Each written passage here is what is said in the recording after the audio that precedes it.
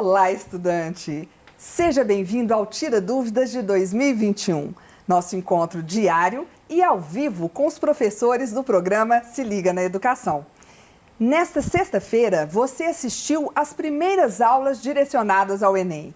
E hoje, as dúvidas serão referentes às aulas de matemática, biologia, filosofia, sociologia e língua portuguesa.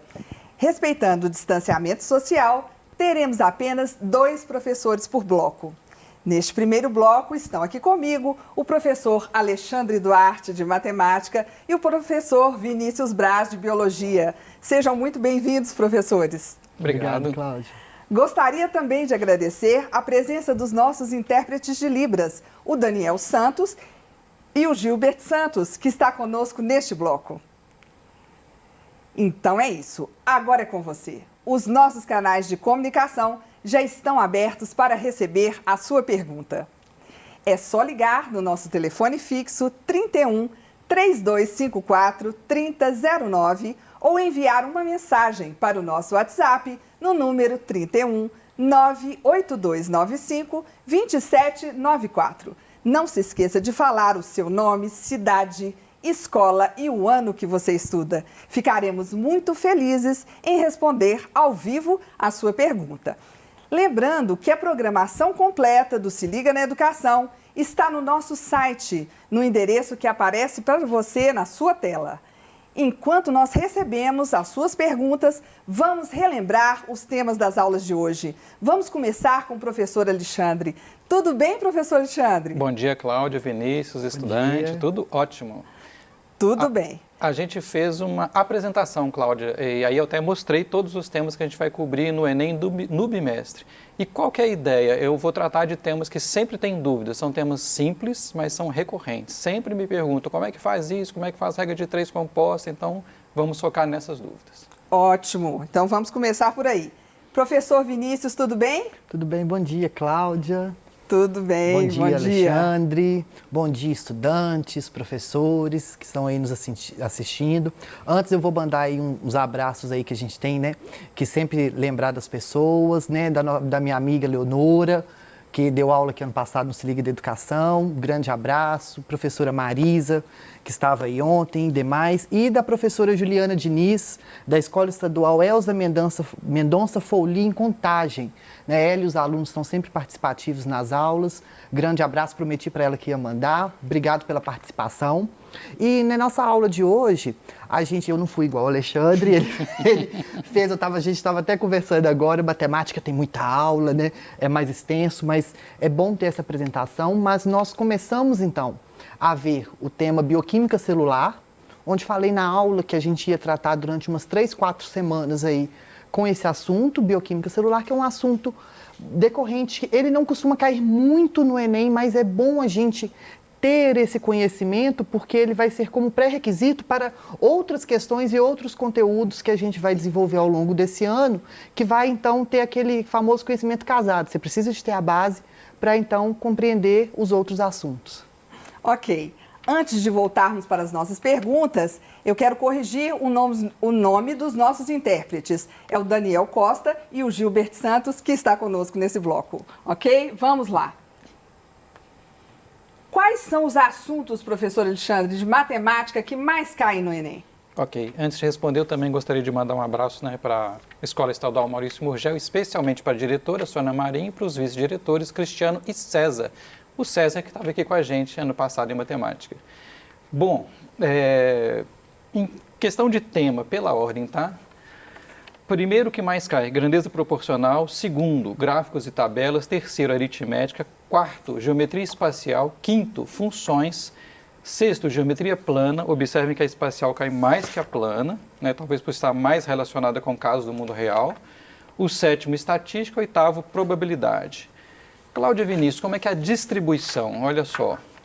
Números e operações, 34,6%. Geometria, grandezas e medidas, 26,1%. Então, repara que esses dois juntos já pegam 60%. Álgebra e funções, 18%. É um tema mais espinhoso, até bom que seja menos. E estatística e probabilidade sozinha, 21,3%. Vale um comentário final. É importante, gente, saber gráficos. Gráfico de barras, gráfico de tabelas, o gráfico propriamente matemático, o gráfico radar está muito na moda, porque cai em todas as disciplinas do Enem, né? Interpretação de gráficos e tabelas, cai em biologia, certamente. Demais da conta. Pois é, eu vejo questões de geografia, de história, então é muito importante ter essa habilidade. O gráfico e a tabela são um resumo de informação. Interpretar e extrair informação rapidamente é importante. Obrigado. E o Alexandre, é até interessante, eu não sei se houve muito isso em matemática, mas em biologia os meninos costumam perguntar: Vinícius, qual assunto cai mais no Enem? Eu costumo brincar assim e falar assim, ó, todos.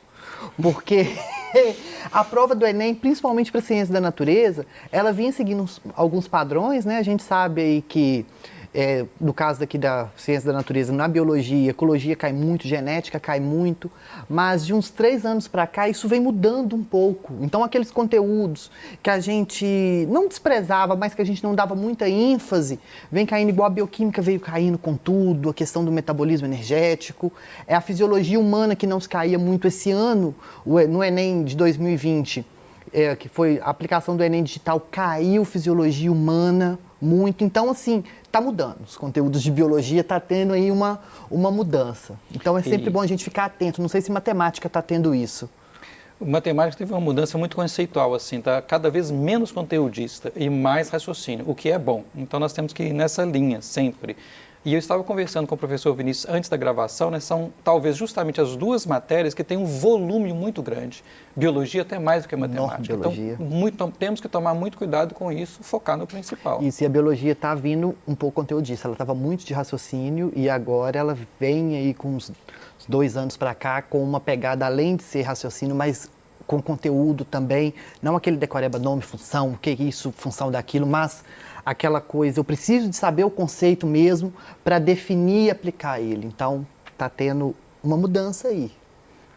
E vamos lembrar que vocês também ficaram muito afinados com os temas que caíram na prova do Enem, né? As aulas foram abordaram todos os temas que realmente caíram na hora do Enem. Exatamente. Na prova.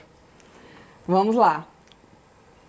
Quais os principais elementos químicos que compõem a matéria viva? Então, quando a gente fala, e vamos retomar esse assunto aí, que é muito importante a gente saber, se a gente for parar para pensar, a gente sabe, a gente tem aí uma infinidade, né, de elementos químicos que constituem a matéria. Vamos falar dos seres vivos e dos seres não vivos. Se a gente for parar para pensar, a tabela periódica tem aí 118, mais ou menos, contando com os elementos artificiais. E desses elementos, alguns eles vão compor a matéria viva e outros não.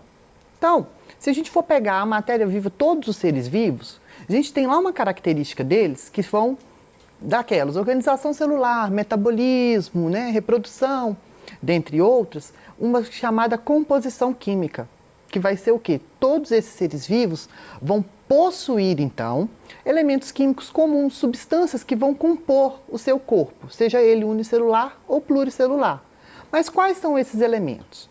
Os principais que vão formar principalmente também os componentes orgânicos, né, vai ser o carbono, que está aí, ele é, tirando a água, né, mas a água não é elemento químico, a gente viu isso na nossa aula. Nós temos aí o carbono, o hidrogênio, o oxigênio, o fósforo, nitrogênio e o enxofre. A gente costuma até brincar que para a gente decorar então esses elementos que vão ser, digamos assim, a maior parte, né, das substâncias químicas que compõem os seres vivos, esse é o famoso CHOMPS. C de carbono, H de hidrogênio, O de oxigênio, N de nitrogênio, P não é potássio, tá? É de fósforo. Lembrando que os elementos químicos eles têm o nome, né, a letra dele ela é derivada do latim, então P é de fósforo, porque o fósforo no latim é escrito com PH, e potássio ele é escrito com K, por isso que é o K, é o cálium, tá? Então P de fósforo e o S de enxofre. Ok. Para o Enem de matemática, é preciso decorar todas as fórmulas? Não. Em alto e em bom tom, não. Por que não? Não só matemática, porque se você pega um formulário padrão de matemática, ou física, ou química, você vai ter no mínimo sem fórmulas. Aí você vai falar, Alex, mas como é que eu faço? Igual o professor Vinícius acabou de comentar, eu preciso de algum conteúdo, eu preciso das fórmulas. Porque a tendência é o aluno pegar a questão de exatas e pensar qual fórmula eu uso. Só que tem dois problemas, né? Como são muitas fórmulas, e se você esquecer a fórmula, você fica perdido. E segunda questão, né, é mais o foco no raciocínio. Então, qual que é a minha sugestão? Alex, não vou saber fórmula nenhuma? Não. A gente vai ver nas aulas, nós vamos ter um núcleo mínimo de poucas fórmulas que são úteis para você fazer a questão rápido, perfeito? E o resto a gente sempre vai focar no raciocínio. Se você for decorar 150 fórmulas de física, mais 150 de matemática e mais não sei quantas de química... E algumas de biologia. E algumas de biologia, obrigado. Você vai ficar perdida ou perdido, tá? Resumindo, matemática são caminhos. Pegar o que está na questão, rapidamente a informação, o que eu tenho, o que eu quero e descobrir como chega lá. A fórmula é um resumo de um raciocínio. E a gente tem que saber, igual eu costumo falar com os meninos, né, igual biologia tem, por mais que seja um conteúdo também que a gente precisa de decorar, a gente tem fórmulas, algumas, inclusive nesse Enem, eu achei tão engraçado que um conteúdo que quase nunca caiu uma questão do Enem, tem uma fórmula gigantesca e que quase ninguém lembra, que é uma questão de frequência em genética de população, e caiu lá. Mas aí é que tá, eu preciso decorar então essas fórmulas? Não, mas você tem que saber interpretar, porque na tabela que veio juntamente com a questão, ela veio, praticamente não veio a fórmula pincelada, mas à medida que a gente vai lendo, estudando sobre o assunto e vendo a questão, a gente consegue lembrar das fórmulas pelas frequências que ele estava dando e tudo. Então eu costumo falar que é bom a gente saber interpretar aquela fórmula, saber como eu vou saber aplicar determinado aquele raciocínio. Professor Alexandre, tem mais uma dúvida aqui, olha. Dê um exemplo de uso de operações que fazem diferença escrever com ou sem parênteses. Perfeito. Agora eu vou ter que usar o quadro. Isso, agora é um exemplo mesmo. Ok. Fique à Gente, vontade. obrigado. O que acontece, né? É um erro comum, recorrente. O aluno tá com uma calculadora disponível, estudando em casa, e vai fazer uma coisa desse tipo aqui, ó. Por exemplo, ele gostaria muito de fazer, deixa eu só trocar a cor aqui, uma operação, vou colocar aqui um exemplo que tenha uma fração. Por exemplo, eu gostaria muito de fazer isso aqui, ó, 50 mais 40 dividido por 2 mais 3. Ele vai na calculadora e coloca assim, ó.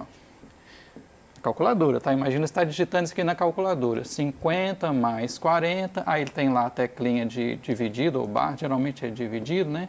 Por 2 mais 3. Ué, o que você digitou na calculadora, na realidade, foi isso aqui, ó. 50 mais 40 dividido por 2 mais 3. Que, evidentemente, não vai dar a mesma resposta de cima, né? Esse aqui de baixo vai ser o quê? 40 sobre 2 dá 20, 50 mais 20, 70 mais 3, 73. E o de cima? 90 dividido por 5, que é 18. Então, na verdade, o que você deveria, né? Tinha que ter feito? Abre parênteses, 50 mais 40, fecha parênteses, dividido por... Abre parêntese, 2 mais 3, fecha parêntese, aperta a tecla de igual. Mas é só na calculadora, Alex? Não. Né? Na prova escrita também, você vai substituir um valor numa função, coloque parênteses, exatamente para você não errar. Não errar sinal, não errar a precedência dos operadores. Obrigado, Cláudia, pela pergunta. Então, faz diferença o parênteses, né, professor? Total diferença. Ok. E a máquina sabe disso. É isso. Vamos lá. Qual a característica da molécula de água faz com que ela seja polarizada? Então, essa é uma excelente pergunta. Eu vou precisar de usar o quadro até, Cláudia, porque o que acontece? A gente costuma falar, a água é uma molécula polar. O que é uma molécula polar?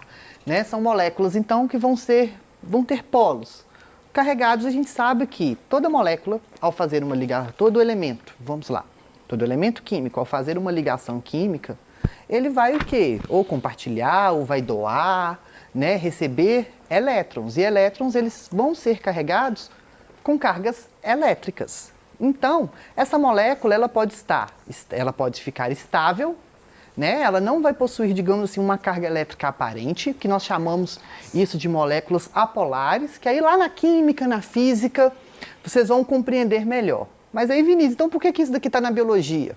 Por que a gente fala muito? Mas a gente tem que compreender isso, como que isso vai influenciar aqui na biologia. Vamos lembrar lá da ligação da água? O que vai ser a água? A água não é formada por hidrogênio e oxigênio, H2O, certo? Todo mundo sabe isso. Quando a gente vai fazer a ligação, a gente tem o oxigênio, ele vai ter o quê? 6 elétrons, não vai ter? Então, 1, 2, 3, 4, 5, 6. E o hidrogênio? 1 elétron.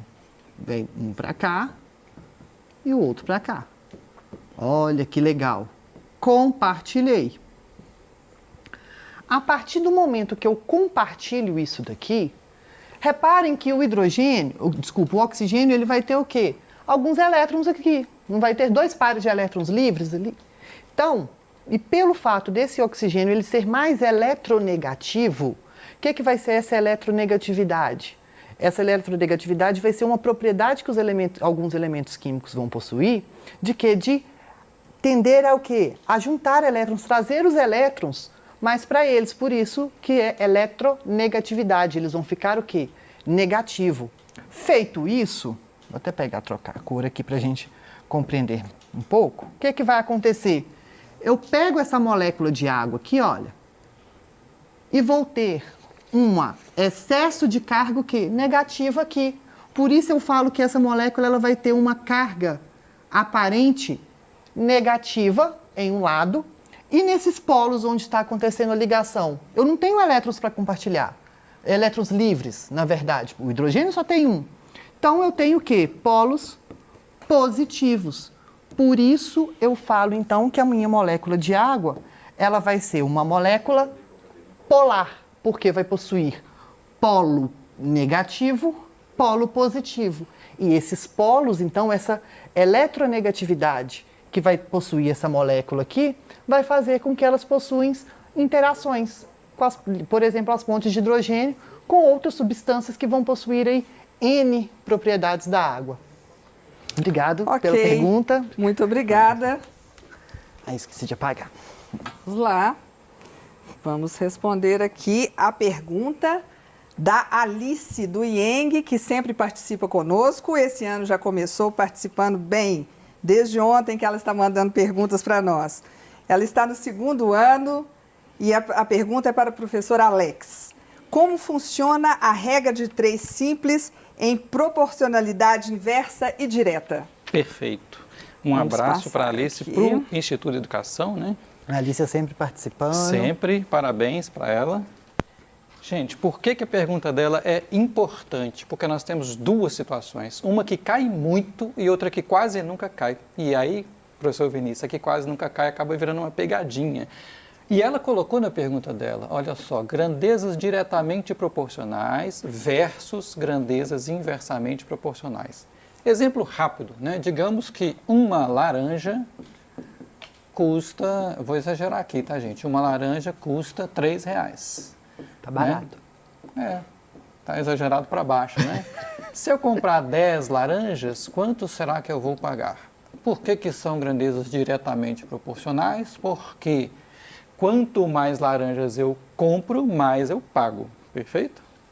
Ou seja, a proporção entre o valor total e o valor pago é constante, igual ao preço unitário da laranja. E aí todo mundo sabe, ó, vou imitar o professor Vinícius, vou mudar de cor só momentaneamente, multiplica cruzado aqui, e aí o que acontece? Aí você vai ter o seguinte, ó, né? 1 vezes x dá x, ficou até fácil, né? Ficou direto, x igual, nem precisava ter escrito, né, formalmente, 10 vezes 3, vou pagar R$30. Agora observe o seguinte, imagine que você tem grandezas assim, ó, a pressão e o volume de uma bolha de ar dentro de um copo de refrigerante, tá? Então agora eu vou até indexar aqui, ó, pressão e volume. O que acontece? Quando a pressão é, sei lá, né, 1 atmosfera, o volume é de 1 atmosfera de 10 mililitros. O que será que vai acontecer quando a pressão for né, de 5 atmosferas, por exemplo, X, bom, e aí quase todo mundo esquece, essas grandezas são inversamente proporcionais. Imagina, observa o copo de refrigerante, na hora que a bolha sobe do fundo do copo para a superfície, ela aumenta de tamanho. Por quê? Porque a pressão está diminuindo. Quanto maior a pressão, menor o volume, e vice-versa. E qual que é a pegadinha? Aqui não se multiplica cruzado, aqui se multiplica em linha, porque as grandezas são inversamente proporcionais. Então, multiplicando em linha, vai ficar assim, ó, 5 vezes x, 5x, e 1 vezes 10 dá 10. Então, quer dizer que, né, vamos fazer a operação inversa, dividir ambos os lados por 5, o x vai ser 10 por 5, 2 mililitros. Gente, observa como faz sentido. Se a pressão aumentou, o volume diminuiu, né? A bolha encolheu. Então, Alice, muito cuidado, tá? Essa segunda situação é mais rara, mas vamos ficar atentos, porque nem sempre você multiplica cruzado, na maioria das situações, tá? Mas se for inversamente proporcional, multiplicação em linha. Obrigado pela pergunta. A gente ainda tem a mania de sempre tacar a regra de 3 lá, multiplica cruzado lá e vai, e a resposta, e tem a resposta lá. Professor, eu digo o seguinte, na matemática, cuidado com a palavra sempre. Questão que cai, sempre. Pode... Não, eu tinha uma professora de matemática, e na hora que ela ia explicar, principalmente esses casos que particulares, ela fala, porém, contudo, todavia, nunca faça isso. Então, ela sempre lembro dela disso. Professor Vinícius uso das conjunções adversativas. E era professora de matemática, tá? Professora Efigênia, ó, grande abraço para ela, saudade. É isso aí. Agora, uma questão de biologia. O que são macronutrientes e micronutrientes? Bom, quando a gente fala aí macronutrientes, micronutrientes, a gente vai aí... Eu falo que biologia, gente, biologia portuguesa, ela anda, ó, casadinha, casadinha. Quando a gente pega aí ó, o macro e o micro, macro significa algo maior, né? E micro, uma coisa menor. Então, micronutrientes significam o quê? São aqueles nutrientes, aqueles sais minerais, geralmente são íons, onde eu vou ter aquela quantidade menor aí que eu vou necessitar de ingerir para fazer algumas funções do nosso corpo. Nós vimos aí que os sais minerais, eles podem atuar aí sobre vários locais do nosso corpo e possuir várias funções, né? Cálcio, ferro, iodo, magnésio, potássio, enfim. N's aí. E eles que a gente costuma falar assim, micronutrientes são aqueles nutrientes que eu necessito em quantidade menor. Menor, então, do que 20 miligramas, dependendo por dia. Então, eu tenho lá o ferro, por exemplo, o potássio, eles são exemplos de micronutrientes. Quando eu falo em macronutrientes, aí, detalhe, parênteses aí, macronutrientes, ele vai ser diferente de macromolécula. Quando eu falo de macromolécula, eu estou falando aí de carboidratos, proteínas, lipídios, que são moléculas mais complexas e maiores. Macronutrientes vão ser substâncias inorgânicas, tá? Geralmente sais aí minerais, podendo ser íons também ou não, mas que eu irei necessitar de uma quantidade maior para o corpo. Então, eles vão desempenhar, digamos, mais funções, como, por exemplo, o cálcio, ele aí é um macronutriente, tá? O fósforo, ele é um macronutriente, porque eu vou necessitar de uma quantidade maior. Aí, como que eu vou saber disso, Vinícius? Simples, olha o fósforo. O fósforo eu vou ter ele, molécula de DNA, RNA, eu vou ter ele aí em várias ligações, vou necessitar de uma quantidade maior. Nitrogênio, nosso corpo ele é constituído por muita proteína. Se o meu corpo é constituído por muita proteína, eu necessitarei de nitrogênio. Portanto, o nitrogênio ele vai se tornar o quê? Um macronutriente, porque eu necessitarei de uma maior quantidade dele. Então, é essa a diferença. Muito obrigada, professor, porque chegou a hora de fazer aquele pequeno intervalo. Aproveite e participe do Tira Dúvidas do Enem, que no próximo bloco contará com a participação do professor Leandro Carvalho, de Filosofia, e do professor Alexandre Marini, de Sociologia. Eu agradeço a presença do professor Alex e do professor Vinícius. Obrigado. E você, estudante, continue mandando suas dúvidas no nosso telefone fixo ou envie uma mensagem para o nosso WhatsApp. Estamos esperando a sua participação. Até já!